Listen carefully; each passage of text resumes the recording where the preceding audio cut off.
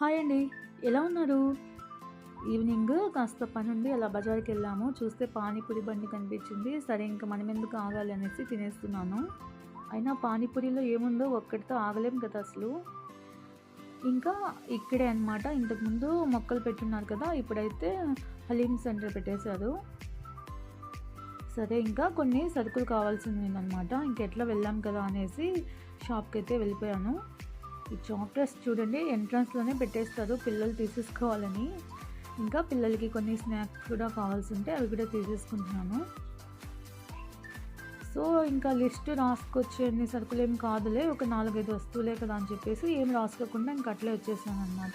ఇక్కడికొచ్చిన తర్వాత కొన్నైతే మర్చిపోతున్నాను. మా ఆయన ఏంటి ఇంకంతసేపు చేస్తావు కానీ తొందరగా అంటున్నారు.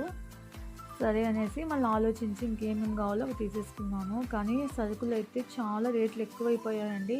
ఏం కొనాలో, ఏం తినాలో తెలియట్లేదసలు.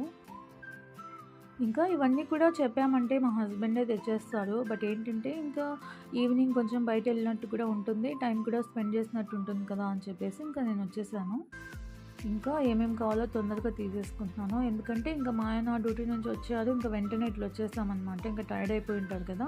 తొందరగా తీసుకొని వెళ్ళిపోదాంలే అనేసి. సో, ఇంక ఏం తీసుకున్నట్టే లేదు. బిల్ మాత్రం బాగానే అయ్యింది. ఇంక ఎంతైనా కూడా ఇవ్వాల్సిందే కదా! ఇంక ఇచ్చేసి రిటర్న్ అయిపోయాము. రిటర్న్ వస్తూ ఉంటే దారిలో బాగా చల్లగా అనిపిస్తూ ఉంది. అంటే ఇంకా సమ్మర్ స్టార్టింగ్‌లోనే ఉంది. అప్పుడే కొంచెం చల్లగా హాయిగా అనిపించింది. ఇంక సమ్మర్ ఫుల్‌గా వస్తే ఏమవుతుందో మరి. ఇంకా వంట చేసేసి వెళ్ళిపోయాను కాబట్టి ఇంక రాగానే సర్వ్ చేసేసుకుంటున్నాము. సో, బిర్యానీ రైస్ చేశాననేసే పానీపూరి కూడా కొంచెం తక్కువే తిన్నాను నేనైతే. సరే మీకు రెసిపీ కావాలంటే కామెంట్ చేసేయండి. వీడియో నచ్చితే లైక్ చేయండి. ఛానల్‌ని అయితే ఫాలో అయిపోండి. Thank you for watching.